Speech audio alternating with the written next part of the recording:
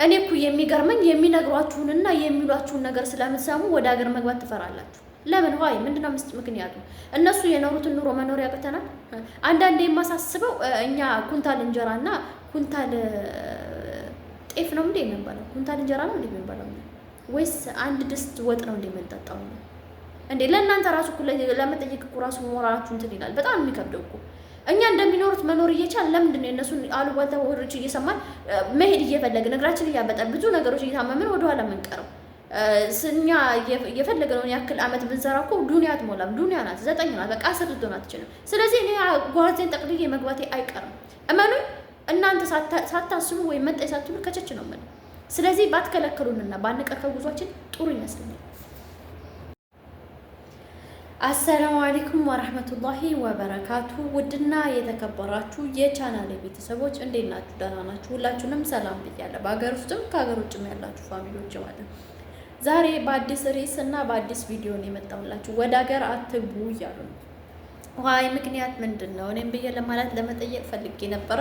እንግዲህ ጠይቄም የተረዳሁትና ያገኘሁትን ነገር ለእናንተ ለዩቲዩብ ቻናል ቤተሰቦቼ ላካፍላችሁ መጥቻለሁ ማለት ነው። ዋይ ለምንድን ነው ሀገር አትግቡ ያላችሁት? አገር ማንገባው ምን ስለሆነ ነው? ወይስ እናንተ ምን የተለየ ነገር አግኝታችኋል? ወይስ ከእናንተ የተለየ ነገር ያጣችሁት ነገር አለ ወይ? እኛ ምናጣለ ወይ የሚል ጥያቄ ነበር እየጠየቁት ማለት ነው። እንግዲህ ለጠየቁትም ጥያቄ መልስ ተሰጥቶኛል ማለት ነው። እሱን ነገር ደግሞ አብረን እናየዋለን ማለት ነው። እስኪ አገር አትግቡ ያሉበት ምክንያት ምንድን ነው? ሀይ ምንድን ነው ምክንያታቸው? እነሱ እኛ እንዳንገባ የፈለጉበት። በነገራችን ላይ አገር መግባት የማይፈልግ ሰው ያለ አይመስለኝም። ሁላችንም መግባት እንፈልጋለን። የራሳችንን ስራ መጀመር እንፈልጋለን። ከሰው ቤት ወይም ተቀጥሮ ስራ መውጣት የሁላችንም ምኞትና አላማ ነው። ነገር ግን ብዙዎቹ የኛ አላማ የሚያሰናክሉ የሚያደናቅፉ በጣም እንቅፋት የሆኑ ብዙ ሰዎች አሉ ማለት ነው። ስለዚህ ለዛ ደግሞ መልስ እኛ ራሳችን ለራሳችን መስጠት አለብን ማለት ነው። እንግዲህ የምናውቃቸው ብዙ ዩቲዩበሮች፣ ቲክቶከሮች ወይም ብዙ እንደኛ መዳም ቤት ሲሰሩ የነበሩ አሁን ወልደው ከብደው እንዲሁም ደግሞ የራሳቸውን ስራ ጀምረው በጣም አለ ከሚባልና እኛ ደግሞ ካለንበት ደረጃ 3 እና 4 እጥፍ ተሽለው እያየናቸው ነው። በነገራችን ላይ ብዙ ጊዜ ቻናሌ ላይ ገልጻችኋለሁ። እነ ተንቤ መንሰ መውሰድ ትችላላችሁ ምሳሌ፣ እነ ሳባ ጥበብ መውሰድ ትችላላችሁ። አሁን ደግሞ በቅርቡ የገባችሁ የኛ የሚል ቻናል ያላት ተስፋ ነሽ፣ እውነትም ተስፋ ነሽ፣ ተስፋ የምትሰጥ ልጅ አለች ማለት ነው። እሷንም መውሰድ ትችላላችሁ። እንዲሁም ደግሞ የተለያዩ ልጆች አሉ በጣም ጠንካራ ሰክሰስፉል የሆኑ ማለት ነው በሀገራቸው ከሀገር ውጭ ራሱ። ከሀገር ውጭ ደግሞ ከጠቀስን እነ ሀዊ ዲዛይን፣ እነ ሳራ እንዲሁም ደግሞ እነ ሀቢባ እና ሌሎችም ደግሞ በጣም የሚያበረታቱ በጣም ጠንካራ የሆኑ እና ሪንጎልዶች እነሱ አሉ ማለት ነው። እነሱን ስናይ በጣም ደስተኛና ሀፒ ነው የምንሆነው። እውነቴን ነው የምነግራችሁ፣ የእኛ ኩራት ናቸው እነሱ ለእኛ ተምሳሌት የሚሰጡ። ምክንያቱም ብዙ ጊዜ እነሱ መቀኘነት አያውቁም። ምንድን ነው የሚሉት? እስኪ ከመዳም ቤትና ከመዳም ኩሽና ውጡ። መቼ ነው እናንተ የመዳምን ሽንት ቤት እጠቡ ተብላችሁ ዲግሪ ነው ወይ የተጫናችሁት የተመረቃችሁ? ስለዚህ ወታችሁ ስሩ፣ ወይ ሀገራችሁ ገብታችሁ የራሳችሁን ስራ ስሩ፣ ወይ አለበዛ ደግሞ እሱ ሀገር ሆናችሁ ሀውያ ወይም ምንድን ነው የሚሉት በእናንተ ሀገር አላውቅም፣ ወይ ሀውያ ወይም ማለት የመኖሪያ ፍቃድ የሚባለውን እሱን አውጥታችሁ የራሳችሁ ነገር ክፈቱ። 10,000 እና 20,000 ድርሃም ወይም 10,000 እና 20,000 ሪያል አጠራቅሙና እናንተም እንደኛ ሆኑ እያሉ ቲክቶክ ላይ ብዙ ጊዜ የሚመክሩን ሶሻል ሚዲያ ላይ በጣም የምናውቃቸው ችግርም ሲደርስ የመዳም ቅመሞች ሩጠው ፈጥነው የሚደርሱልን እህቶቻችን ናቸው ማለት ነው። እኔ ደግሞ አገራት ግቢ የተባልኩበት ምክንያት ልንገራችሁ ማለት ነው። ዛሬ አገር ላይ አንድ ኩንታል ጤፍ ከ10,000 ብር በላይ ሆኗል። ስለዚህ አገር ገብተሽ ምን ትሰሪያለሽ? አንድ በግ አሁን በፊት በግ ስትገዙ በ5,000 በ6,000 በ10,000 3,000 ነበረ። በነገራችን ላይ በሰዓቱ እንደዛ ነው የሚሸጥ። አሁን ደግሞ የከብት መግዣ ሆኗል።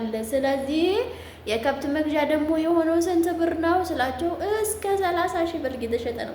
ለበዓል ከብት በግ ልንገዛ ሂዳን ከብት ገዝተን የመጣን የመሰለን። እንዲሁም ደግሞ ዶሮ ልንገዛ ሂዳን የበግ ዋጋ ነው ከፍለን የመጣ ነው። እንቁላል አሁን እንዳሰብሽው አይደለም፣ ከስጋ በላይ ሆኗል። ስለዚህ አገር ገብተሽ ምንድን ነው የምትሰሪው ተብያለሁ ማለት ነው። ኦኬ ሌላ ደግሞ ቤታችሁን ለማስተካከል በጣም ትደፋ ቀና የምትሉ ወንድሞች አላችሁ ማለት ነው። ኦልሬዲ እንዴት ነው ቤቴን የማስተካከለው ካላችሁኝ አሸዋ ግርፍም ሊሆን ይችላል። ከታችም አሸዋ ከታች ምንድን ነው የሚባለው ሊሾ አልተደረገም ሊሆን ይችላል። ወይም የተለያዩ ነገሮችን እቃ ቤት ማስገባት ትችላሉ ይሆናል፣ ልትፈልጉ ትችሉ ይሆናል። ለዛ ደግሞ ጥያቄ ጠይቄ ነበር ማለት ነው። እኔ ከነዛ መካከል አንዷ ስለሆንኩ ማለት ነው። እና እሱ ደግሞ ሲሚንቶ ውድ ነው እና ደግሞ አሸዋም ውድ ነው። አሁን ስንት ገዝተሽ ነው ቤትሽን አስተካክለሽ እቃ ሞልተሽ የምትመጪው? ስለዚህ የ2 ወርና የ2 ዓመትና የ3 ዓመት ደሞዝ ያስፈልግሻል ተብያለሁ ማለት ነው። ኦልሬዲ እኔ ከመሳቅ ውጭ ምንም የምለው ነገር የለኝም። ምክንያቱም እንደኔ ርርድብን ያላችሁ ከ10 ዓመት በላይ ወይም ከ9ና ከ8 ዓመት በላይ ከ6 ዓመት በላይ ያስቆጠራችሁ መዳም ቤት አላችሁ። በፈለጋችሁት ሙያ እየመጣችሁ ደግሞ ከሙያ ውጭ የምትሰሩት ስራ አለ ማለት ነው። እኔ አንዷ ተምሳሌት ነኝ። ወላሂ ነው የምነግራችሁ። እኔ መኪና መንዳት በጣም ነው የምወደው። ወላሂ ነው የምላችሁ፣ በጣም ነው የምወደው።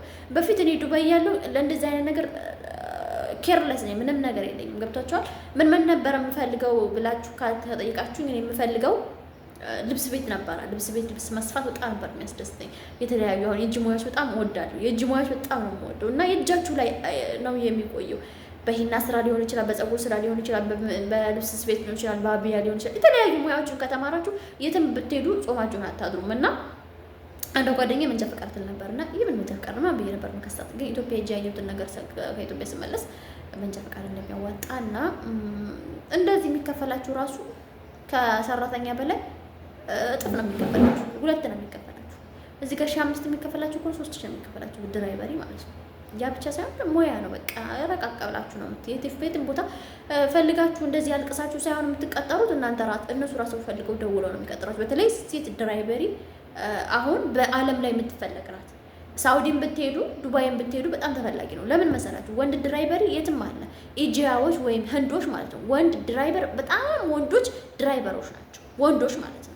ወንዶች በቃ ወንድ ልጅ ከትምህርት ቤት ከወደቀ እኛ ከብት ምናምን ነው የሚጠብቀው። በኢንዲያ ሀገር ደግሞ ወይም በህንድ ሀገር ደግሞ ድራይቨር ነው የሚማረው ወይም መንጃ ፈቃድ ነው የሚያወጣው። በፊሊፒን እንደዚሁ ደግሞ ማለት ነው። እና ወንድ የማይፈልጉበት ምክንያት ምንድነው? ወንድ ከልጃቸው ጋር ወይም ከሚስታቸው ጋር አይልቁም። ወንድ ድራይቨር ካለ ሰራተኛ አብራ ተከትላ ትሄዳለች። ሴቶች ግን ከሆነ ግን አያስፈልግም። ሰራተኛም ስለማያስፈልግ ሁለት ሰው ከአንዴ ወጪ ስለማያወጡ የሴት ድራይቨር በጣም ይፈለጋል። ሴቶች ደግሞ ለእንደዚህ አይነት ሙያዎች ብዙ ጊዜ አልታደርንም፣ አንመጣም። ኦልሬዲ ለምን እንደሆነ አላውቅም። እሺ አሁን አትምጭ የተባልኩበት ምክንያት ወደ ገደለው ስገባ አንዱ ይሄ ነው። ሁለተኛ ደግሞ በቂ ብር አለሽ ወይ? ያ በቂ ብር ምን አይነት ብር ነው ያልኳቸው ገብቷቸዋል። ምን ግራ ስለገባኝ እኮ ነው። አሁን የቤት ኪራይ 40,000 50,000 ነው። አንድ ሱቅ እንኳን ልክፈት ብትይ 40,000 50,000 ነው በወር የምትከፍለው እና የሱን 6 ወር ኪራይ ከፍለሽ ነው የምትገቢው። ስለዚህ ያንን ኪራይ የሚከፍል ቢያንስ ከ1 ሚሊዮን በላይ መኖር አለበት አካውንትሽ ላይ። 1 ሚሊዮን በላይ ኦልሬዲ 1 ሚሊዮን ትንሽ ነው ማለት ነው። ኦኬ ሌላስ ብያቸዋለሁ። አሁን እኮ እቃ እንዳሰብሽው አይደለም የሚገዛው። አንድ ብረት ድስት ወይም ምግብ ቤት ለመክፈት ብታስቢ አንድ ሳህን ስንት ነው? ኦኬ የውሃ መጠጫ ብርጭቆ፣ በጣም ብዙ ኮታት ነው የዘረዘሩልኝ። እና እናንተ ምን ትላላችሁ? እስኪ በኮሜንት አስቀምጡልኝ። አገራት በሚሉት ነገር ትደግፉታላችሁ? እነሱ እየኖሩ ነው። ገብቷቸዋል። እኔ ፍሬኩኝ ነው የማወራቸው። እነሱ እየኖሩ ነው። ምን እየበሉ እንደሚኖሩ አናውቅም። ጤፍ 10,000 ከ10,000 በላይ ነው ካሉ ምን እየበሉ ነው? ሰራ እንልመች የምትሰራ አይደለም። ሰዎች ናቸው ሳ ኦኬ እነሱ እየሰሩ እየኖሩ ነው። እንደነሱ ሰርተን መኖር አንችልም ወይ? እንደነሱ ሰርተን መኖር አንችልም ወይ? እኛ የተለየ ነገር አለን? የምንበላው እኮ ግማሽ እንጀራ ነው። የምንጠጣው 1 ኩባያ ወይም 2 ኩባያ ውሃ ነው። ሌላ ምን አለ? ብንለብስ ኦልሬዲ እንደ አረብ ሀገር አይደለም። እዚህኛ አረብ ሀገር ዛሬ የለበስነው ነገ አንለብስም። ምክንያቱም እዚህ ሀገር ሙቀት ስላለ ምግባቸው የተለያዩ ቡሃራት ስለሚጨመርበት ሽታ ስላለ መታጠብ አለበት። ስለዚህ እንዴት ነው መኖር አንችለው? እነሱ ወልደው እያሳደጉ ነው፣ እኛ ማሳደግ አንችልም። እሱ የፓምፐርስ ውድ ነው ልትሉ ነው ደግሞ ቆይታችሁ። እኔ በሳቅ ስለምስቅ ነው። እና ልጃቱ ልጅ አታግቢ ፓምፐርስ ውድ ነው ልትሉ ነው። እና ውዶቼ እስኪ እናንተ ምን ትላላችሁ? አስተያየት ስጡበት። በጣም የሚገርም ነው። እኔ የታዘብኩትን እና ያየሁትን ነገር ወይም የተባልኩትን ነገር ነው ለእናንተ ያመጣሁላችሁ። በመነገራችን ላይ በዚሁ አጋጣሚ ነግራችሁ ነገር ብራችሁ አርጋችሁ ያዙ። እውነቴን ነው የምነግራችሁ። አሁን ደግሞ አካውንት ተከልክሏል መሰል። ሞባይል ባንኪንግ ከሌላችሁ በእናንተ አካውንት ብር ማስገባት አይቻልም። በሞባይል ባንክ የሚያስገባላችሁ ከሆነ የሚልክላችሁ ሰው ማለት ነው። ወይም ለወንድማችሁ ልካችሁ ወንድማችሁ ወደ እናንተ አካውንት የሚያሸጋግር ከሆነ እሱን አላውቅም። ለምን አሁን ዲጂታል መታወቂያ የሚባል ነገር አለ። እኔም ስለ ዲጂታል መታወቂያ ብዙ ጊዜ እሰራለሁ እያልኩ ግን ሳልሰራ ቀርቻለሁ ቪዲዮ። ዲጂታል መታወቂያ እኔ አለኝ። ነገር ግን ከዲጂታል መታወቂያ ጊዜ በሰዓቱ ስላልተጀመረ የባንክ አካውንታችሁ ከዲጂታል መታወቂያ ጋር ይያዛል ማለት ነው እና ፋይል ይኖራችኋል። የኔን አካውንት ወይም የኔን የአካውንት ብር ወይም የአካውንት ቁጥሬ ማንም ሰው አካውንት ቁጥሬ ሊያውቅ ይችላል። ግን እኔ አካውንት ላይ ያለውን ገንዘብ ወይም የገንዘብ መጠን ወይም በእኔ አካውንት የገባውን ብር እኔ እንኳን እኔ ራሴ ባስገባ ብልክ ኢትዮጵያ ውስጥ ማንም ሰው ገብቶ ማየት አይችልም። ወንድሜም እናቴም አባቴም ሆነች። ግን ወንድምና እናት አባቴ ከሆኑ ማየት የሚፈልጉ ከሆኑ ውክልና ሊሰጣቸው ይገባል። እነሱ ማለት እኔ ውክልና ፈርሜ አረጋግጬ ከሰጠኋቸው ባንክ ቤት ምን ያህል ብር አላት፣ ምን ያህል ብር ተልኳል፣ ምን ያህል ብር ወጥቷል፣ ምን ያህል ብር ገብቷል የሚለውን ማየት ይችላሉ ማለት ነው። ግን አሁን በጣም ህጉ የጠበቀ ነው። በተለይ ኢትዮጵያ ንግድ ባንክ ላይ ለምን 10 የባንክ አካውንት አይኖራቸውም? ቅርንጫፍ ማለት ነው። ከኢትዮጵያ ንግድ ባንኮች ዳሽን ባንክ፣ አቢሲኒያ፣ አዋሽ ባንክ፣ እናት ባንክ የተለያዩ ባንኮች አሉ። እነሱ ባንኮች እንኳን ራሱ አካውንት ቢኖራችሁ ይሄ አካውንታችሁ በሙሉ ባንድ ይጨፈለቃል ማለት ነው። ባንድ ይመዘገባል። መሰለን የ5 አካውንት አለኝ። ኢትዮጵያ ንግድ ባንክ ወደ 2 አካባቢ አለኝ። አቢሲኒያ እና ዳሽን አለኝ። ኢትዮጵያ 3 ኦልሬዲ ኢትዮጵያ 3 ነው ያለኝ። ኢትዮጵያ 3 አለኝ። አቢሲኒያ እና ዳሽን ደግሞ ዳሽን በፊት ነው የዛሬ 10 ዓመት በፊት ነው ያወጣሁት። ገና አጭጭ ሁኝ ያኔ 10 ቤቶቹ ነው ያወጣሁት። እንትን ደግሞ ይሄ አቢሲኒያ ደግሞ ቅርብ ጊዜ ነው ያወጣሁት። አቢሲኒያ በጣም የምወደው ባንክ ቤት ነው። እናት ባንክም እወደዋለሁ በነገራችን ላይ። ግን አቢሲኒያ የትም ቦታ ማስተናገጃቸው በጣም ጥሩ ነው ያስተናግዱ። እንደውም ደግሞ ብር ፈልጋችሁ በቀላሉና በትንሽ ነገር የምታገኙት እንዲሁም ዳሽን ባንክ ማለት ነው። ኢትዮጵያ ንግድ ባንክ በጣም ምርጥ ነው። ግን ኢትዮጵያ ንግድ ባንክ ምንድነው ወረፋው በጣም ነው። በጣም የሆነ ቦታ ሄዳችሁ ኮኮላላችሁ ተጎላላችሁ ነው የምትቀበሉት። እና ኤቲኤም ካላላችሁ በተለይ ደግሞ በጣም አስቸጋሪ። ኤቲኤም ካላችሁ ደግሞ ያው ኤቲኤም ወረፋ ነው። ግን ኤቲኤም ያው ጠቅጠቅ አድርጋችሁ ባንዴ የምታወጡት ነው። ኤቲኤም ብዙ ጊዜ አይመከርም። ባንክ ቁጥሩን ወይም የውስጥ የሚስጥር ቁጥሩን ካወቁ ይወጣባችኋል ምናምን ያሉ። ሞባይል ባንኪንግ ብዙ ባይመክሩም። ግን አሁን ቴክኖሎጂ ያቋል። ያ እህቴ ያ ወንድሜ የሆነ ነገር እንኳን እቃ ጠልበህ እንኳን በሞባይል ባንኪንግ ሴንድ ታደርግለታለህ። خلاص አንተን የሚያስፈልግ ነገር የለም። ስለዚህ ውዶች እናንተ ምን ትላላችሁ? በኮሜንት አሳውቁኝ ማለት ነው። እኔ ግን አትግቢ ብሉኝም ወይ እዚቹ ሀገር ላይ የሆነ ስራ ከፍታለሁ ወይ አለበለዚያ ሀገር ገብቼ የሆነ ስራ ከፍታለሁ እንጂ መዳም ቤትማ ገረዱ እንጂ እንደ እርሜን አልጨርስም። እንደ ነጭ ፀጉር ላወጣ እኮ ምንም አልቀረኝም። እናንተ ስንት ዓመት ሰርታችኋል? ምን ያህል ጊዜ ኖራችኋል? ስለዚህ አረብ ሀገር መቆየቱ ነው የምትፈልጉት ወይስ ሀገር መግባቱ? ኮሜንት ላይ ማስቀመጥ ትችላላችሁ። በሚቀጥለው ምን ያህል ቪዲዮ እንደሚሰራላችሁ ኮሜንት ላይ አስቀምጡልኝ። ስለምትከታተሉኝ ከልብ አመሰግናለሁ። እንደተለመደው ላይክ ሰብስክራይብ እና ሼር ኮሜንት አድርጉልኝ። እንዲሁም ደግሞ ላይክ ሰብስክራይብ እና ሼር ኮሜንት ለምታደርጉልኝ ሰዎች ክበሩልኝ። ከልብ አመሰግናለሁ። በሚቀጥለው ቪዲዮ እስከምንገናኝ ቻው። ሰላም። አሰላሙ አለይኩም ወራህመቱላሂ ወበረካቱ።